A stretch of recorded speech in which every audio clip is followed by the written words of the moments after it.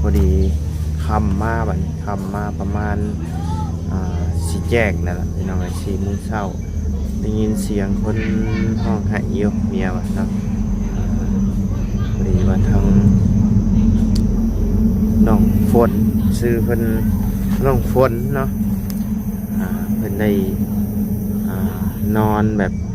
ไหลตายไปเลยพี่น้องเสียชีวิตเนาะตอนนี้ก็ทางมื้อนี้บรรชุกเนาะมื้อนี้เนาะเพิ่นบ่ได้รวมล็อกมื้อนี้เนาะได้อาบน้ำอยู่บ่นี่ ยันบ่ได้อาบน้ำนะใช้ก็บ่เห็นซักใบซะไปตากอยู่ทางล่างเกินตากแม่นบ่สีแดงนั่นนะบ่แม่นนั่นเป็นเสื้อแขนยาวก็เดียวว่าบ่ได้อาบน้ำได้ใส่เสื้อว่าเตียงแล้วบ่ได้อาบน้ำ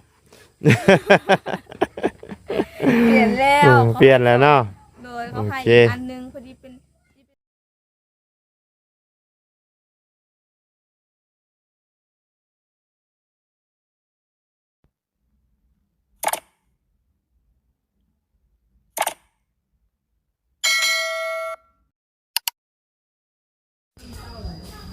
ทักทายกับสบายดีเด้อเนาะพ่อแม่พี่น้อง FC เบิร์ดจุกูสู่คนเนาะบ่ว่าอยู่ในและต่างประเทศก็ยินดีต้อนรับก็สู่ช่องบ่าวไร่คือเก่าเนาะพี่น้องเลยพบเจอกันอยู่เพื่อนน้องป๊อปเพิ่นเนาะพี่น้องเลยหลังจากมาถามความรู้สึกของน้องเพิ่นก่อนพี่น้องเลยเป็นจังไดเนาะหลังจากที่เสามาแหละมันบ่ได้ดังใจเฮาหวังไว้เนาะความรู้สึกน้องเพิ่นเป็นจังไดเนาะพี่น้องเลยเอาหลังจากมื้อเช้านี่เนาะพี่น้องเลยตื่นนอนมาก็มีข่าวเศร้าอีกแล้วเนาะพี่น้องเลยคนในบ้านนั่นแหละเนาะพี่น้องเป็นเคสที่ว่าทางทีมงานเคยเข้าไป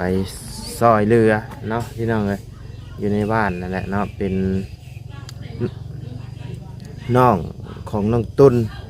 ที่ว่าทั้งมาไล่ได้ไปมอบเงินให้น่ะเนาะเป็นลูกลูกน้องโบแมนน้องของเราแท้ๆแต่ว่าอยู่น้ำกันเนาะเป็นลูกของน้องสาวพ่อน้องตุ้นเนาะพี่น้องเลยเมื่อคืนนี่ได้ยินเมียว่าเพิ่นเป็นโรคหัวใจพิวแบบคล้ายๆคือลูกชายว่าไล่นี่แหละพี่น้องเลยแล้วได้ยินเมียว่าแล้วก็ตกใจเลยพี่น้องเลยโรคหัวใจพิวคือกันเนาะเมื่อวานนี่เพิ่นไปเซ็งเนาะพี่น้องเลยไปเซ็งอยู่เซ็งไปเฮียนไปเซ็งนี่แหละเซ็งขึ้นห้องหรือว่าขึ้นอีกสั้นเนาะกลับมายามมื้อเว้นน่ะเมียว่ามาล่มอยู่ข้างๆเฮือนมาไล่หั่นแหละพี่น้องมาล่มอยู่หั่นแล้วก็บ่ได้คิดว่าสิเป็นอย่างไรว่าเนาะพอดีคำมาบัดนี้คำมาประมาณสิแจ้งนั่นแหละพี่น้อง4 โมงเช้าได้ยินเสียงคนห้องไห้อยู่เมียว่าเนาะพอดีว่าทางน้องฝนซื้อเพิ่นน้องฝนเนาะเพิ่นได้นอนแบบไหลตายไปเลยพี่น้องเสียชีวิตเนาะตอนนี้ก็ทางชาวบ้านเพิ่นก็ได้เอาเข้าประสาแล้วเนาะพี่น้องเพราะว่าตายมีแห้งหรือว่าตายโหงนั่นแหละเนาะพี่น้อง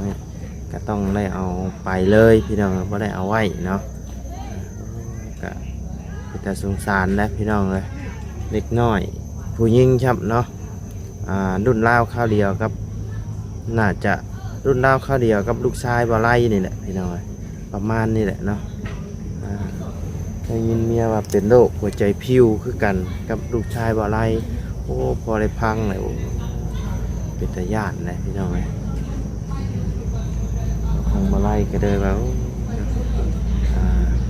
มีเงินมีคำก็สิหาซื้อรถถีบไฟฟ้าให้ลูกชายก่อนพี่น้องเพราะได้เพิ่นขี่ไปโรงงานโรงเรียนเนาะอันนี้นะคือแบบเพิ่นย่างตากแดดไปได้พี่น้องไกลแบบข้ามทุ่งไร่ทุ่งนาไปเนาะแต่ว่าก็ยังทั้งลูกชายบ่ไล่แบบมีรถถีบเนาะก็ยังใครแน่เนาะเพิ่นปีนี้เพิ่นก็กลับมาเฮียนอยู่ในบ้านคือเก่าเพิ่นแบบเพิ่นเมื่อยนะพี่น้องก็ได้อะไรแต่เพิ่นเนาะแต่ว่าปีสิมานี่เพิ่นมาสิไปเฮียนอยู่นักกอยโคเนาะก็ต้องได้ชื่อรถให้เพิ่นนั่นแหละพี่น้องต้องได้ชื่อรถที่ไฟฟ้าเนาะเงินก่อนพี่น้องได้พังเลยโอ้แบบตกใจได้บ่ไรกับพี่น้องน้องฝนเนาะซึ่งพ่อกับแม่เหตุงานอยู่กรุงเทพบอกด้วยว่าทั้งพ่อกับแม่แยกทางกันแล้วบอกด้วยจังใดนี่แหละบ่ไรกันบุหุพี่น้องได้ยินคร่าวๆว่าพ่อกับแม่นี่แยกทางกันเนาะแต่ว่าแม่อยู่กรุงเทพพี่น้องลงไปหาเงินหาคำนี่แหละเนาะแต่ว่าโอ้ยเนาะเป็น ลูกเอื้อยลูกน้องของน้องตุนเพิ่นพี่น้องน้องตุนที่ว่าพอเพิ่นเสียไปที่ว่าไล่เอาเงินไปมอบให้เพิ่นตอนนั้นแหละเนาะที่ว่าทั้งพ่ออย่างละว่าไล่ดื่มซื้อเพิ่นนั่นแหละแต่ว่าอ้ายอย่างละอ้ายจำบ่ได้พี่น้องเอิ้นชื่อยากเนาะอ้ายวิกเตอร์ยังไงแหละประมาณนี้แหละพี่น้องกันได้ส่งเงินมาให้ซื้อรถถีบให้ทั้งลูกชายและก็หลานเนาะก็โอ้ขอบมุกขอบใจทั้งอ้ายเพิ่นหลายๆเด้อเนาะแล้วก็ได้พาเงินมาให้ทั้งน้องตุนนำตั้งแต่ช่วงสงกรานต์เพิ่นแหละพี่น้องเอ้ยก็ได้เงินทั้งอ้ายเพิ่นนั่นแหละพามาให้ซื้อรถถีบให้ลูกชายและก็หลานเนาะพี่น้องเอ้ยลำพังโตวาวไร่ผู้เดียวนี่ก็โอ้แทบสิบ่พอกินเพิ่นละพี่น้องก็ยังมีคันบ่ได้อ้ายเพิ่น คันบ่ได้อ้ายเพิ่นและก็ทางเอื้อยเพิ่นนี่ก็บ่ไล่ก็ยันบ่มีเงินซื้อให้ลูกจับพี่น้อง มีทางเอื้อยหักบ่ไล่แล้วก็อ้ายผู้ที่เพิ่นผ่านเงินมาให้ทั้งน้องตุนนี่แหละเนาะได้ฝากเงินมาให้ซื้อรถถีบเนาะพี่น้องเลยกะจังได้ซื้อให้ลูกพี่น้องเลยลำพังโตวาไลนี่โอ้สักหนาดึงดังอยู่พี่น้องเลยคือชั่วโมงนี้บัดบิวกะคือเห็นแล้วแหละเนาะพี่น้องเลย 2-3 ชั่วโมง200เนาะเอากะแสดงความเสียใจกับครอบครัวของน้องตุนเพิ่นได้หลายเด้อเนาะที่ได้เสียคนในครอบครัวไปเนาะแสดงความเสียใจนำเนาะบ่ไล่กะที่ยังบ่ได้กลับเมื่อเนาะกลับเมื่อกะน่าจะบ่ทันดอกพี่น้องเพราะว่าเพิ่นเอาไปแล้วเนาะ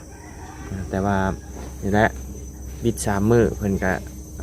เฮ็ดบุญเฮ็ดหยังบอกประมาณนี้แหละประเพณีทางบ้านเพิ่นพี่น้องครบ3 มื้อก็แม่นเฮ็ดบุญแล้วก็นี่ก็เพิ่นไปครบไปงานนำมาแล้วให้มันครบ3 มื้อพี่น้องไปอบอุ่นเรือนชานเนาะแสดงความเสียใจนำเนาะป้าชาวพี่น้องเรียกเข้าไปหาทั้งน้องเพิ่น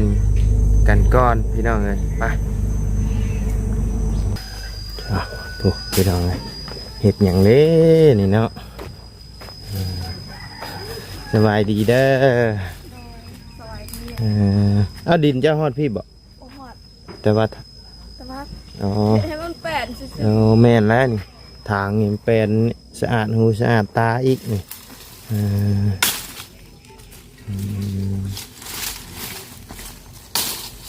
่ได้ไปสวนบ่ ไป เฮ็ดกินหยังน้อทางนั้นน้อฮะเอาละว่าหยังนะ เราบอกว่างูคนอยู่บ้านเนี่ยมาดินอยู่เพื่อ โอ้หมู่เราสะออนแต่หญ้าพี่น้องเอ้ยทางนี้ป้าคนบ่มีงัวบ่มีควายบ่แถวนี้ บุ้ม โอ้ยเนาะแต่สะออนพี่น้องเอ้ย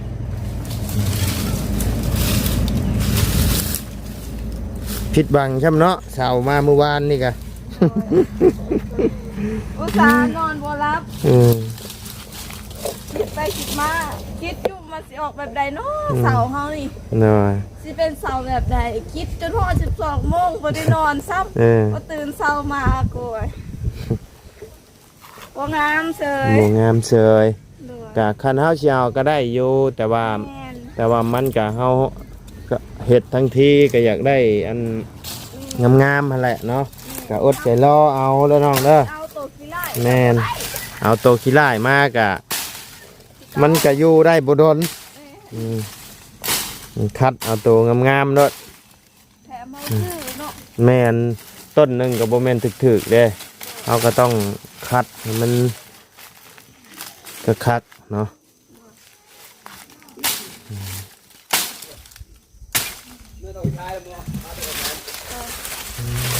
นี่ขอกเป็ดระบบ โดย ตัวเดียวเขาเลาะ แม่ อืมเดือดแต่แม่ อืมบ่ได้ไปสวนบ่มื้อนี้ ไป มาเลย ไปตั้งแต่5 โมงแล้วก็เมื่อประมาณ9 โมงกาย โอ้ พอ10 โมง ตอนนี้สิเที่ยงแล้วเนาะ เออ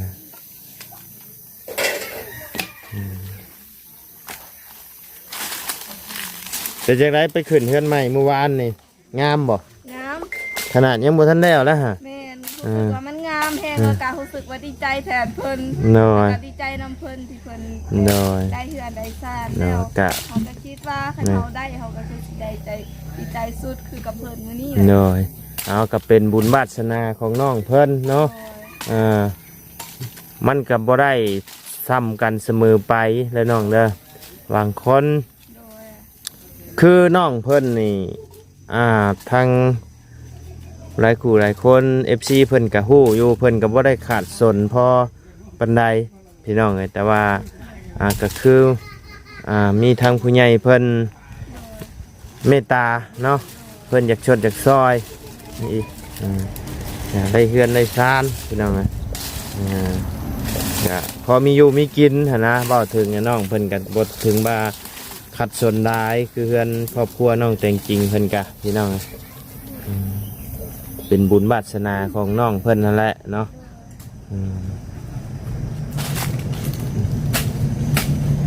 ตัวนี้คือบทตัดออกเลยสะเทือนเดินนั้นแปลนเลย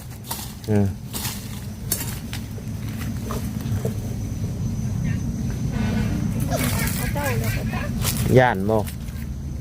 เป็นดินของใครเป็นดินฟังนั่นบ่ต้นหวานต้นอย่างนี้เป็นของใครอ่ะของเพื่อนบ่ของเพื่อนบ่นี่ นี่บ่ แม่นฮะ นี่ โมโห ของหน้าบ้านของบ่จัก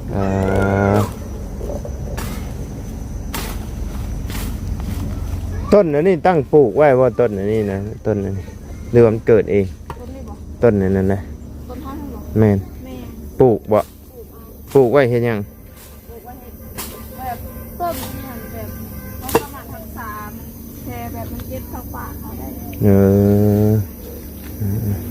โอ้ยนี่เป็นไอ้ดมที่ว่าอันคุดห้องน้ำสิเฮ็ดคุมห้องน้ำบ่มันบ่เลิกเป็นคลองเจ้าบ่ เขา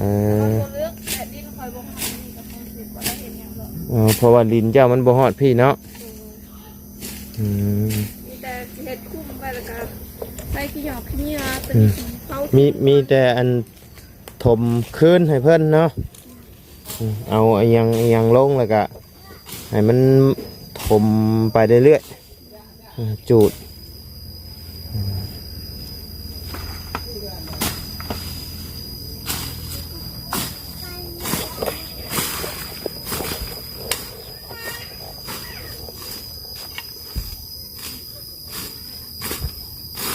ยากแล้วพี่น้องไอ้คันบ่มีของน้องของน้ำนี่ยามมื้อคืนนี่เนาะ กลางคืนหนาวฝน ช่วงหน้าฝนอีกเนาะลำบากแล้วพี่น้อง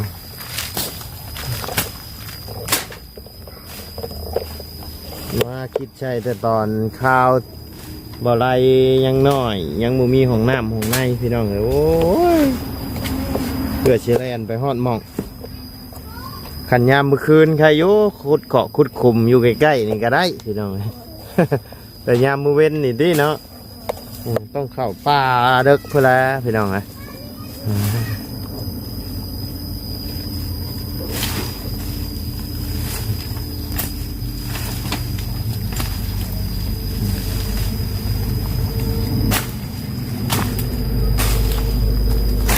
ใช่คือได้ยินลุงหนวดว่าเจ้ากลับไปเฮ็ดเบี้ยคือเก่าบ่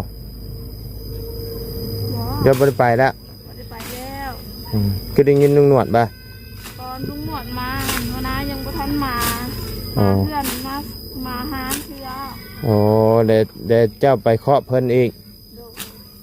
ครอบแล้วแต่ว่าพอเท่าเพิ่นเสียเดี๋ยวเพิ่นก็เลยบ่มีคนเบิ่งห้างเพิ่นก็เลยให้เขาเบิ่ง โอ้เจ้าก็ได้ไปเบิ่งแทนเพิ่นอีก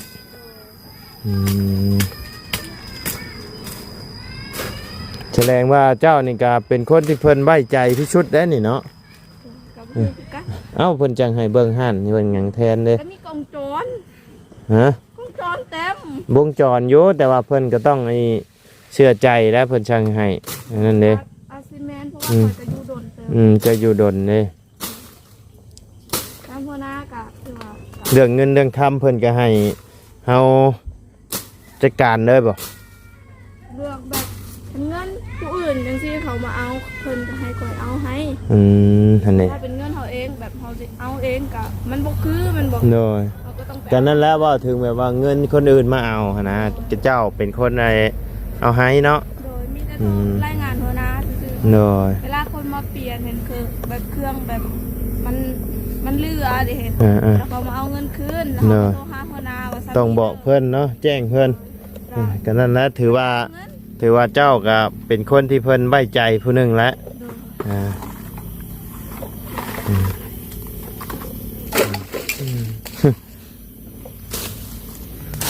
แม่ไปใช้ค่ะ แม่บอกเพื่อนหน้าบ่าว เดือนละเบามื้อนี้บรรชุกเนาะมื้อนี้เนาะเพิ่นบ่ได้รวมล็อกมื้อนี้เนาะแก้วลายเนาะกินแบบว่าเป็นทิ่มไปที่ทิ่มเนาะระวังเล็กน้อยนะเหยียบแก้ว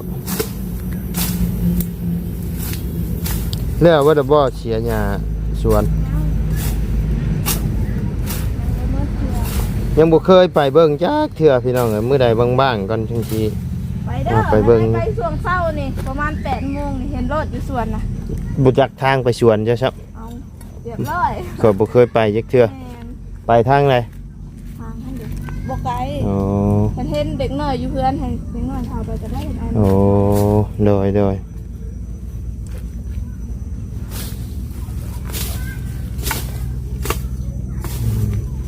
ใช่คือว่า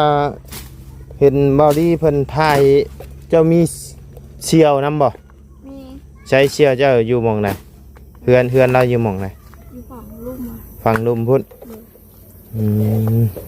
เฮือนเรากับหลังช้ำนี่บ่ โดยแต่ว่าดูแต่เราอยู่น้ำพ่อเฒ่าเพิ่น โอ้เราอยู่น้ำพะเท่าเอาเราบ่ได้มีพ่อมีแม่บ่ นี่แต่เพิ่นบ่ได้อยู่นำ โอ้เพิ่นบ่ได้อยู่น้ำเราอยู่น้ำพะเท่าไม่เท่าเจ้าคล้ายๆกับเจ้านี่บ่ โอ้ข่อยบ่ได้อยู่นำแม่เฒ่า อืม แต่เพิ่นสิอยู่ แบบอยู่ตั้งแต่น้อยเลยแบบนี้นะ โอ้ แบบอยู่น้ำ คล้ายๆแบบคือเขาน้องเลี้ยงเขาน้องเน่นนี่บ่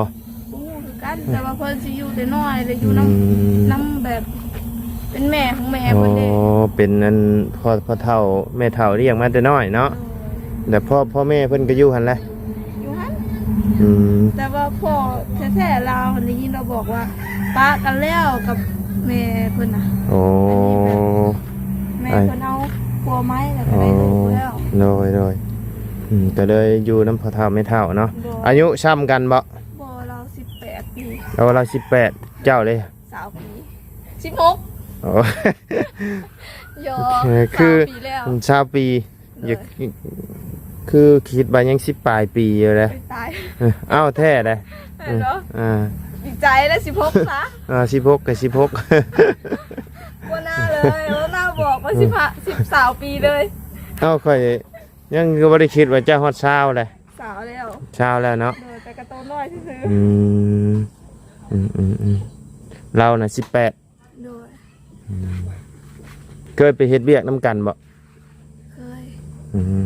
ม โรงงานผาไหม โรงงานพาไม้ โดย อยู่ใช่ โรงงานผาไหมไม้กฤษณาอยู่บ้านดงคือกัน อยู่บ้านดง โรงงานเลย โอ้อยู่หม่องไหนน่ะ เขาไปดูเรียนนะโอ้ เข้าไปในพุเออได้ยังกินข้าวกินน้ำมานี่ ปลากระป๋อง ปลากระป๋อง โดยแต่ว่ากินแล้ว ปลากระป๋องบ่าวเตียงทองบ่ โดยบ่แม่นบอลีเอามาให้ บ่เป็นรูปไอ้โลโก้อันน่ะของบ่าวเตียงทองบ่อืมคือว่าช่วงนี้บ่าวเตียงเราก็บ่ได้ผลิตออกมาแล้วเนาะพี่น้องเอ้ย มันบอกเสื้อยังอยู่ เสื้อ สองพื้นดิ ยังใช้อยู่แต่ว่านี่ บอเราเอามาให้2 อันเราเอามาให้อีกอันหนึง เนาะเราให้สีแดงเบิดบ่ ด้วย เนาะไอ้เสื้อตัวนี้ข่อยเห็นแต่ว่านนี่มันบ่ได้เปลี่ยนเลย เปลี่ยนแล้ว อาบน้ำอยู่บ่นี่ เปลี่ยนแล้ว ยันบ่ได้อาบน้ำนะใช้ก็บ่เห็นซักใบซะ ไปตากอยู่ทางล่างเดี๋ยวนี้ เออตากแม่นบ่สีแดงนั่นนะ โมแม่นั่นมันเป็นเสื้อแขนยาว เออ ก็เดียวว่าบ่ได้อาบน้ำได้ใส่เสื้อว่าเตียงแล้วบ่ได้อาบน้ำ เปลี่ยนแล้ว เปลี่ยนแล้วเนาะ โดยเขาให้ โอเค อีกอันหนึงพอดีเป็น2 เป็นช่องเออ FC เต็มโต FC เต็มโตเออเสื้อบ้าวจันทร์เด้มีแล้วบ่ บ่มี บ่มี เออ เออ ก็งามคือกันแหละ หาสิได้แต่เสื้อบ่เตียงเนาะ โดย เป็นเฮ็ดเชือกออกมาขายน้ำพี่น้องเอ้ยป้าสามีแต่ว่าทั้งอ้ายกลับกันเด้อบัดนี้เด้อช่วงแดงๆสิเข้ามาเยี่ยมยามใหม่เนาะ ใจเด้อขอให้อายเดินทางปลอดภัย โด ขอให้ ย ร่ำรวยๆเด้อขอให้พระเจ้าอวยพร โดยสาธุเนาะป้ากลับก่อนเด้อล่ะเด้อโอเคป้าพี่น้องเอ้ยสำหรับคลิปนี้ทั้งมาไล่ก็จะได้ขอจบคลิปปิดคลิปลงไม่เพียงสำนี้ก่อนเด้อพี่น้องเด้อขอบบุญฮะมะม่วงอยู่ใช่มะม่วงยังบ่ใช่ ม่วงของบ่บอกม่วงยัง มะม่วงกระชอนะ นี่จะเอามาให้ ยาละเดี๋ยวตอนแรกยังชิมากินขอบใจเด้อ โอเค เด้อ เดินทางปลอดภัยเด้อ เด้อไปพี่น้องเอ้ยล่ำลาเด้อผมเจอกันคลิปหน้าเนาะสบายดีเด้อ